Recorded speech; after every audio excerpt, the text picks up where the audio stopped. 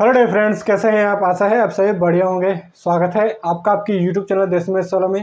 दोस्तों, last video के अंदर अपन ने प्रश्नावली 4.1 का क्वेश्चन नंबर 1 सॉल्व किया था। यदि आपने वो वीडियो नहीं देखी है तो डिस्क्रिप्शन बॉक्स के अंदर उसका लिंक होगा, तो जल्दी से उस वीडियो को चलिए आज की वीडियो के अंदर अपन सोल्व करेंगे प्रश्नावली 4.1 का क्वेश्चन नंबर। प्रश्नावली का नाम है दोस्तों द्विघात समीकरण। तो यहाँ पर हमारे पास है क्वेश्चन नंबर 2। तो निम्न स्थितियों को द्विघात समीकरणों के रूप में निरूपित करना है, मतलब द्विघात समीकरण बनाना है। तो यहाँ पर पहला क्वेश्चन है दूसरे का।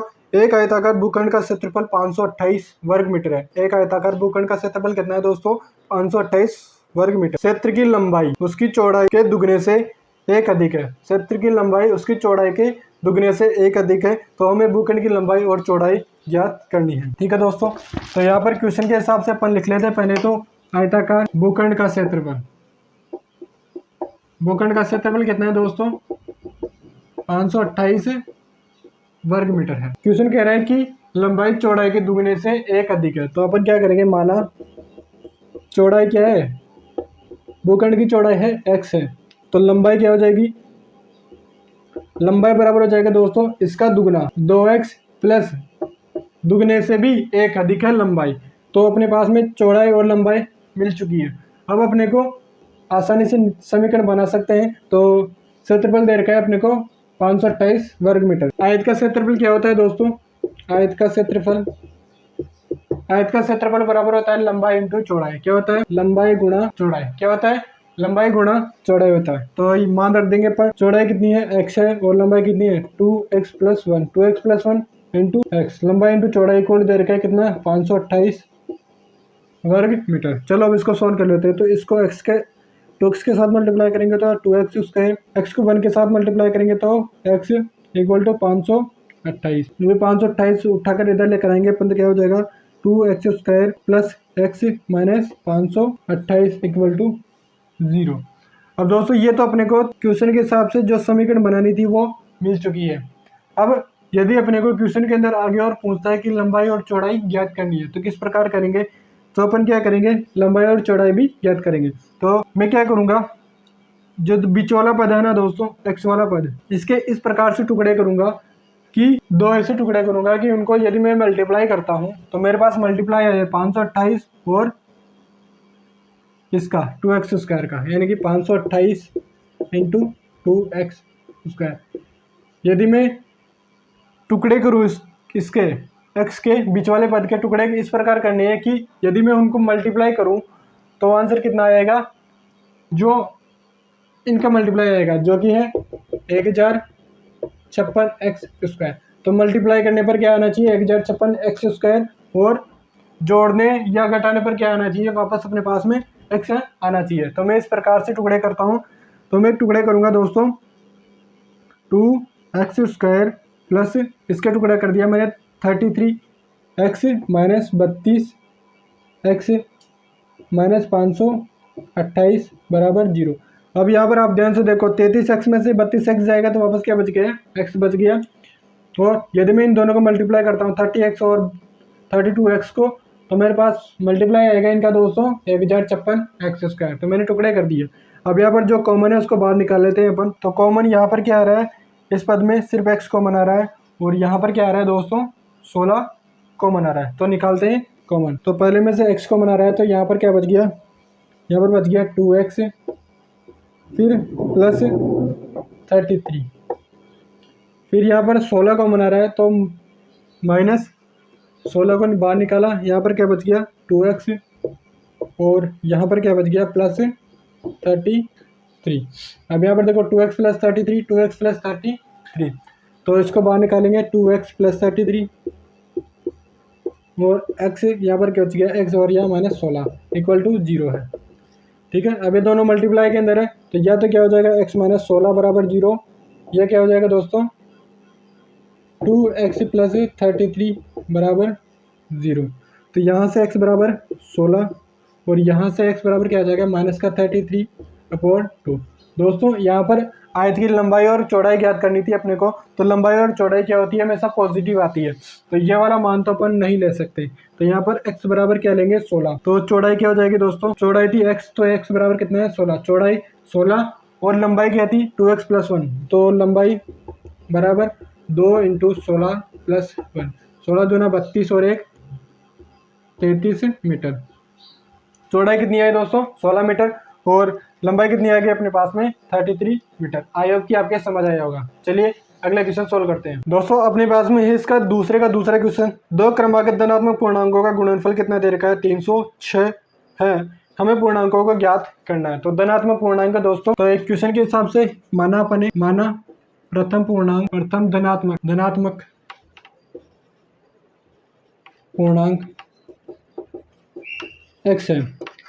लगातार है दोनों धनात्मक पूर्णांक, तो दूसरा क्या हो जाएगा दूसरा पूर्णांक हो जाएगा दोस्तों x + 1, मतलब इससे अगला वाला पद तो क्या हो जाएगा x + 1। अब ये कह रहा है क्वेश्चन इन दोनों का मल्टीप्लाई कितना दे रखा है, वो दे रखा है 306। तो क्वेश्चन के हिसाब से लिख दिया अपन ने। तो यहाँ पर प्रश्नानुसार क्या करेंगे अपन, x × x + 1 बराबर दे रखा है 306। अब इसको सॉल्व करते हैं आगे। तो x × x कितना हो जाएगा, x × x हो जाएगा x² और x × 1 कितना हो जाएगा +x = 306। इसको उठाकर इधर लेकर आऊँगा मैं, तो क्या हो जाएगा x² + x - 306 बराबर 0। आई होप कि यहाँ तक आपके समझ आ गया होगा। अब यहाँ पर ये तो क्या हो गया समीकरण, जो क्वेश्चन कह रहे थे कि अपने को एक द्विघात समीकरण बनानी है, तो वो तो अपन ने बना ली। तो अपना क्वेश्चन यहीं पर भी सॉल्व हो चुका है। लेकिन यदि अपन क्वेश्चन में और आगे बता दे कि आपको पूर्णांक भी ज्ञात करने हैं, तो पूर्णांक किस प्रकार ज्ञात करेंगे, तो अपने को इस समीकरण को थोड़ा सोल्व करना पड़ेगा और इसके हल ज्ञात करने पड़ेंगे। तो यहाँ पर हल ज्ञात करने के लिए अपन क्या करेंगे, अपने को इस बीच वाले पद को इस प्रकार से टुकड़े करने हैं कि जोड़ने और घटाने पर वापस किया जाए x आ जाए, और मल्टीप्लाई करें यदि उन दोनों टुकड़ों को, तो अपने पास में आना चाहिए -306 × x², यानी कि -306 x² आना चाहिए। तो मैं कर दूंगा टुकड़े क्या करूंगा दोस्तों, यहाँ पर x² + 18 x - 17 x - 306 बराबर 0। अब मैंने टुकड़े कितने किए दोस्तों 18x - 17x। तो वापस यहाँ पर यदि मैं इनको वापस सोल्व करता हूँ, तो वापस क्या आएगा अपने पास में, ये वाली समीकरण वापस प्राप्त हो जाएगी। चलो अब इसको सोल्व करते हैं। यहाँ से इन दोनों पदों में क्या कॉमन आ रहा है, x कॉमन आ रहा है। यहाँ पर इन दोनों में क्या कॉमन आ रहा है दोस्तों 17 कॉमन आ रहा है। क्या आ रहा है दोस्तों 17 कॉमन आ रहा है, वो भी माइनस का। ठीक है, तो चलो आगे सोल्व करते हैं। यहाँ पर तो पहले में से x कॉमन आ रहा है, तो यहाँ पर क्या बच गया, यहाँ पर बच गया x, और यहाँ से 18x में से x बाहर निकाला तो क्या बच गया 18। ठीक है, अब यहाँ पर -17 कॉमन आ रहा है, दोनों में से -17 कॉमन निकालेंगे, तो यहाँ पर -17 का भाग देंगे -17x में, तो क्या बच गया दोस्तों x बच गया। फिर माइनस का 306 में से -17 कॉमन निकालेंगे, तो क्या बच गया +18। अब यहाँ पर ध्यान से देखो बराबर 0। यहाँ पर x + 18 और x + 18 जो कॉमन होता है अपन क्या करते हैं उसको बाहर निकाल लेते हैं। तो निकालते हैं इसको बाहर, तो x + 18 क्या बच गया यहाँ पर x, यहाँ पर क्या बच गया दोस्तों -17 बराबर 0। अब दोस्तों यहाँ पर ध्यान से देखो, ये और ये x + 18 और x - 17 दोनों क्या है मल्टीप्लाई के अंदर है, और इनका मल्टीप्लाई कितना आ रहा है 0 आ रहा है। तो ऐसी कंडीशन में क्या होता है, या तो x + 18 बराबर 0 होता है, या x - 17 बराबर 0। तो यहाँ से क्या आ जाएगा x बराबर -18 और यहाँ से x बराबर 17। अब क्वेश्चन कह रहा था कि दो क्रमागत धनात्मक पूर्णांक ही लेने थे अपने को। तो यहाँ पर देखो x बराबर -18 आ रहा है, जो कि एक नेगेटिव है, तो अपन इसको क्या करेंगे नहीं लेंगे, क्योंकि अपने को क्या लेना था धनात्मक पूर्णांक ही लेना था। तो अपन सही आंसर लेंगे 17 को। तो यदि x बराबर 17 है, पहला पूर्णांक है ये, पहला पूर्णांक कितना आ गया 17, तो दूसरा क्या हो जाएगा दूसरा पूर्णांक हो जाएगा दोस्तों x + 1 बराबर 17 + 1 बराबर कितना आ गया दोस्तों 18 आ गया। दूसरा पूर्णांक क्या आया 18 आया, और पहला पूर्णांक क्या है 17 है, जिनका मल्टीप्लाई कितना आता है दोस्तों 306 आता है। आई होप कि आपके समझ आया होगा। यदि समझ आया तो जल्दी से वीडियो को लाइक करें। अगला क्वेश्चन है यहाँ पर क्वेश्चन नंबर 3। रोहन की माँ उससे 26 वर्ष बड़ी है। उनकी आयु वर्षों में गुणनफल अब से 3 वर्ष पश्चात कितना हो जाएगा 360 हो जाएगा। तो हमें रोहन की वर्तमान आयु ज्ञात करनी है। तो चलो समीकरण बनाते हैं पहले। माना रोहन की वर्तमान आयु क्या है दोस्तों x है, तो इसकी माँ की आयु क्या हो जाएगी माँ की वर्तमान आयु कितनी हो जाएगी, x प्लस 26। अब क्वेश्चन कह रहा है कि 3 वर्ष पश्चात, 3 वर्ष पश्चात क्या हो जाएगी, रोहन की आयु कितनी हो जाएगी, रोहन की आयु दोस्तों 3 वर्ष पश्चात हो जाएगी x प्लस 3 और माँ की आयु हो जाएगी x प्लस 26 प्लस 3। क्या हो जाएगी दोस्तों, x प्लस 26 प्लस 3 जो कि हो जाएगी x प्लस 29। क्या हो जाएगी, x प्लस 29। आई होप कि आपके समझ आ गई होगी कि किस प्रकार अपन ने ये किया है। अब क्वेश्चन आगे कह रहा है कि 3 वर्ष पश्चात रोहन की आयु और उसकी माँ की आयु का गुणनफल कितना हो जाएगा, 360 हो जाएगा। कितना हो जाएगा दोस्तों, 360 हो जाएगा।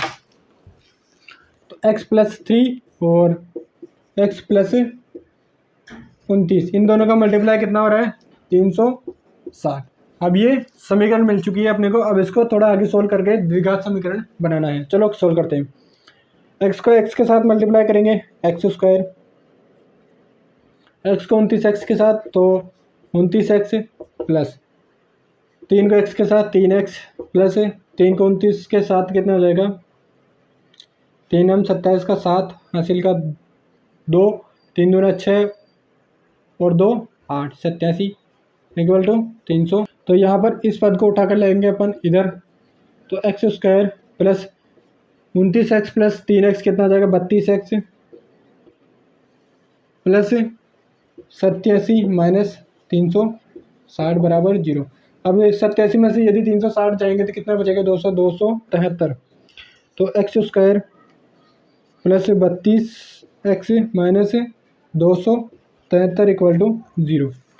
अब यहाँ पर अपने को समीकरण पूछा था कि समीकरण बनानी है, अपने को क्या करना है, समीकरण बनानी है, द्विघात समीकरण। तो अपने पास में द्विघात समीकरण तो बन चुकी है, द्विघात समीकरण तो बन चुकी है।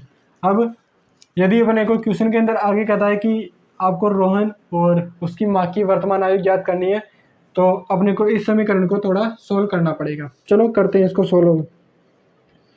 तो 32x के अपने को इस प्रकार से टुकड़े करने पड़ेंगे कि मल्टीप्लाई करें तो कितना है, 273 और जोड़े और घटाए तो क्या है, 32x। तो मैं टुकड़े करूँगा इसके, x square plus 39x minus 7x minus 273 बराबर 0।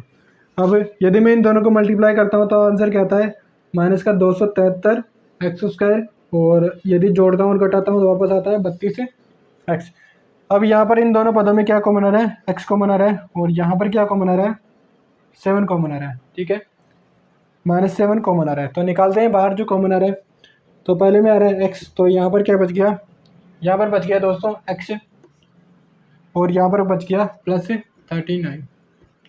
फिर माइनस का 7 कॉमन आ रहा है, निकाला बाहर, तो यहाँ पर बच गया x प्लस यहाँ पर क्या बच गया दोस्तों, 39 इक्वल टू 0 है। देखो यहाँ पर x प्लस 39 कॉमन है, बाहर निकालते हैं। x प्लस 39 क्या बच गया यहाँ पे x, और यहाँ पर -7 इक्वल टू 0।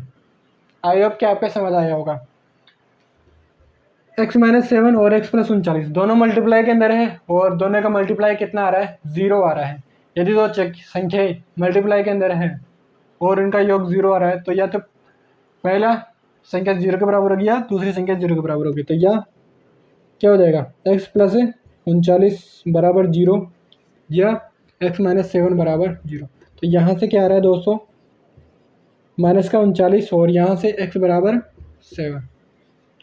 अब यहाँ पर ध्यान से देखो, तो ये तो आ रहा है नेगेटिव वैल्यू और ये है पॉजिटिव। जहाँ तक अपने को ज्ञात है कि आयु हमेशा पॉजिटिव होती है, तो अपन यहाँ पर नेगेटिव संख्या को नहीं लेंगे, तो ये वाला तो कैंसिल करेंगे और अपन लेंगे x बराबर 7। और x बराबर, x क्या माना था अपन ने, रोहन की वर्तमान आयु। तो रोहन की वर्तमान आयु क्या है दोस्तों,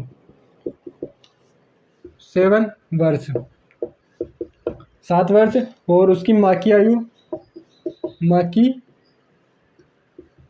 आयु हो जाएगी दोस्तों 7 प्लस 26 कितना हो जाएगा, 33। कितना हो जाएगा दोस्तों, उसकी माँ की आयु कितनी है, 33 है। आई होप कि आपके समझ आ गया होगा। चलो आगे बढ़ते हैं। क्वेश्चन नंबर 2 का चौथा क्वेश्चन है दोस्तों, एक रेलगाड़ी 480 किलोमीटर की दूरी समान चाल से तय करती है। यदि उसकी चाल 8 किलोमीटर प्रति घंटा कम होती तो वह उसी दूरी को तय करने में 3 घंटे अधिक लेती। तो हमें रेलगाड़ी की चाल ज्ञात करनी है। तो इससे पहले अपने को क्या करना पड़ेगा, एक समीकरण बनानी पड़ेगी। तो चले बनाते हैं। तो दूरी कितनी है दोस्तों, दूरी है 480 किलोमीटर और क्वेश्चन कह रहा है कि इसको तय करने में क्या है, समान चाल है। तो माना समान चाल क्या है दोस्तों, x किलोमीटर प्रति घंटा। अब यहाँ पर चाल दे रखा है अपने को, दूरी की ज्ञात है, तो अपन आसानी से समय निकाल सकते हैं। समय बराबर क्या होता है, समय या चाल बराबर क्या होता है दोस्तों, चाल बराबर होता है दूरी बटा समय। अब अपने को समय ज्ञात करना है, तो समय बराबर हो जाएगा दोस्तों दूरी बटा चाल। अब अपने को दूरी और चाल ज्ञात है तो समय निकाल लेंगे। तो समय बराबर दूरी कितनी है 480 और चाल कितनी है x है। तो यहाँ पर यह फर्स्ट समीकरण मिल चुकी है अपने को। अब आगे क्वेश्चन कह रहा है कि यदि चाल 8 किलोमीटर प्रति घंटा कम होती तो समय 3 घंटे अधिक होता। तो निकालते हैं।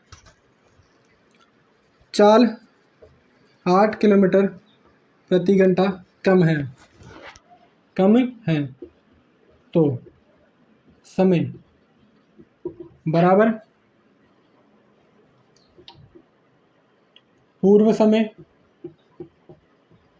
प्लस 3 घंटे, मतलब पहले वाला समय ये वाला समय और 3 घंटे अधिक है। तो 8 किलोमीटर कम है तो क्या हो जाएगा, समय 3 घंटे अधिक है तो समय प्लस 3 इक्वल टू दे रखा है 480। समय बराबर क्या होता है, दूरी बटा चाल। तो दूरी कितनी है 480 किलोमीटर और चाल क्या हो जाएगी दोस्तों, पहले वाली चाल से 8 कम, तो x माइनस 8।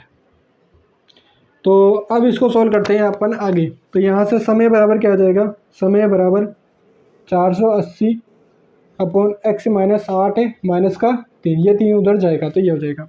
अब यहाँ पर ये हो जाएगी समीकरण नंबर 2। समीकरण नंबर 1 और 2, इसमें देखो आप समय बराबर दे रखा है 480 बटा एक्स और इसमें समय बराबर दे रखा है 480 बटा एक्स माइनस 8 माइनस का 3। तो ये दोनों समीकरण बराबर होने चाहिए क्योंकि समय बराबर ही है। तो 480 बटा एक्स बराबर दे रखा है 480 बटा एक्स माइनस 8। अब यहाँ पर थोड़ा एलसीएम लेकर सॉल्व कर लेते हैं अपन। तो यहाँ पर क्या हो जाएगा, 3 के नीचे कुछ नहीं था 1 आ जाएगा, तो -3 इंटू एक्स माइनस 8, ये इससे मल्टीप्लाई हो जाएगा। ठीक है, अब आगे सॉल्व करते हैं इसको। तो आगे क्या आ जाएगा, यहाँ पर वज्र गुणा करेंगे अपन, इसको इधर से इसको इससे। तो 480 गुणा एक्स माइनस 8 और ये x मल्टीप्लाई होगा इसके साथ, तो x 480 माइनस इसको अंदर मल्टीप्लाई करते हैं, -3 इंटू एक्स क्या हो जाएगा, माइनस का 3x माइनस का 3 इंटू माइनस का 8 क्या हो जाएगा, प्लस का 20।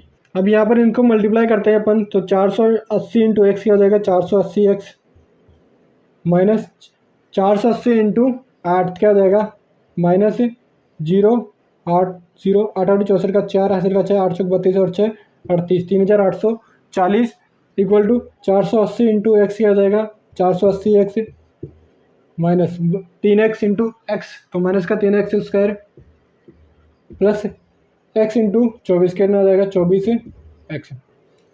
अब यहाँ पर देखो ध्यान से आप, 480x पॉजिटिव है इधर भी और इधर भी पॉजिटिव होते हैं, आपस में क्या हो जाएंगे, कैंसिल आउट हो जाएंगे। ये वाला पूरा पद उठाकर मैं इधर लेकर आऊँगा तो क्या हो जाएगा 3x स्क्वायर। ये इधर जो पॉजिटिव होगा वो तो इधर आते नेगेटिव हो जाएगा और जो इधर नेगेटिव था वो इधर आते पॉजिटिव हो जाएगा। तो माइनस का 3x स्क्वायर नेगेटिव था, इधर आते पॉजिटिव हो गया। 24x उधर पॉजिटिव था, इधर आता है नेगेटिव 24x माइनस ये है पहले से 3840 इक्वल टू 0।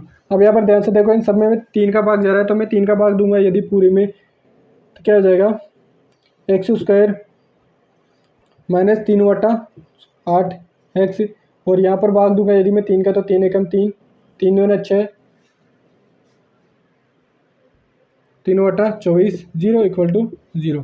ठीक है, मैंने अब 3 का भाग दे दिया पूरे समीकरण के अंदर, तो क्या आ जाएगा x² माइनस का 8x माइनस 1280x।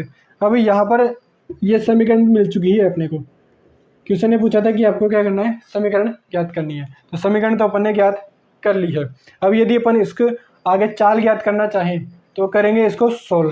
तो चाल ज्ञात करने के लिए इसको सोल्व करेंगे तो अपने को माइनस के 8x के इस प्रकार से टुकड़े करने हैं कि मल्टीप्लाई करने पर क्या है अपने पास में 1280, और इनको जोड़ने और घटाने पर क्या आना चाहिए दोस्तों, क्या आना चाहिए दोस्तों, माइनस का 8x आना चाहिए। तो क्या करेंगे अपन मल्टीप्लाई के अंदर टुकड़े करेंगे इनके, तो क्या हो जाएगा x² minus 40x plus 32x minus 1280 equal to 0। अब मैंने टुकड़े कर दिए दोस्तों, माइनस का 40x प्लस 32x। अब यदि मैं इनको जोड़ता हूँ और घटाता हूँ तो आंसर क्या आ रहा है, माइनस का 8x आ रहा है, और यदि मैं इनको मल्टीप्लाई करता हूँ तो कितना आ रहा है 1280। चलो 1280x² आ रहा है। तो अब इसको सॉल्व करते हैं अपन, तो अपने पास में यहाँ पर जगह नहीं है, तो मैं इसको इस फॉर्मूले को मिटाता हूँ यहाँ से और इसको यहाँ पर करूँगा 1600। तो यहाँ पर जो कॉमन आ रहा है, यहाँ पर क्या कॉमन आ रहा है, x कॉमन आ रहा है, यहाँ पर क्या कॉमन आ रहा है, यहाँ पर आ रहा है 32 कॉमन। ठीक है, तो निकालते हैं। तो x कॉमन आ रहा है तो बाहर निकालेंगे x, यहाँ पर बच गया x माइनस 40, यहाँ पर क्या आ रहा है कॉमन प्लस 32, तो यहाँ पर बच गया x और माइनस यह बचेगा equal to 0। x minus 40 common है, x माइनस 40 को बाहर निकाला, यहाँ पर क्या बच गया x और यहाँ पर बच गया प्लस 32 इक्वल टू 0। अब यहाँ पर ध्यान से देखो, दोनों चीज़ मल्टीप्लाई के अंदर है, तो या तो x बराबर क्या हो जाएगा x माइनस 40 बराबर 0 या x प्लस 32 बराबर 0। तो यहाँ से x बराबर 40 और यहाँ से x बराबर का माइनस 32। अब यहाँ पर ध्यान से देखो, चाल हमेशा क्या होती है, पॉजिटिव होती है, नेगेटिव नहीं होती है। तो अपने पास में आंसर क्या होगा दोस्तों, x बराबर, वो चाल मानी थी अपन ने x, तो ये हो जाएगी 40 किलोमीटर प्रति घंटा। तो उसकी नियत चाल क्या थी दोस्तों, 40 किलोमीटर प्रति घंटा। आई होप कि आपको आज की क्लास के अंदर मजा आया होगा और जो मैंने यहाँ पर क्वेश्चन सोल्व कराए हैं वो आपके समझ आए होंगे। यदि समझ आए तो जल्दी से वीडियो को लाइक करें, चैनल पर नए हैं तो जल्दी से इस चैनल को ज्वाइन कर लीजिए। नेक्स्ट वीडियो के अंदर अपन प्रश्नावली 4.2 को सोल्व करेंगे, तो तब तक के लिए इस प्रश्नावली के प्रैक्टिस कीजिए और सीखते रहिए। मिलेंगे नेक्स्ट वीडियो में। जय हिंद, जय भारत, जय सिया राम।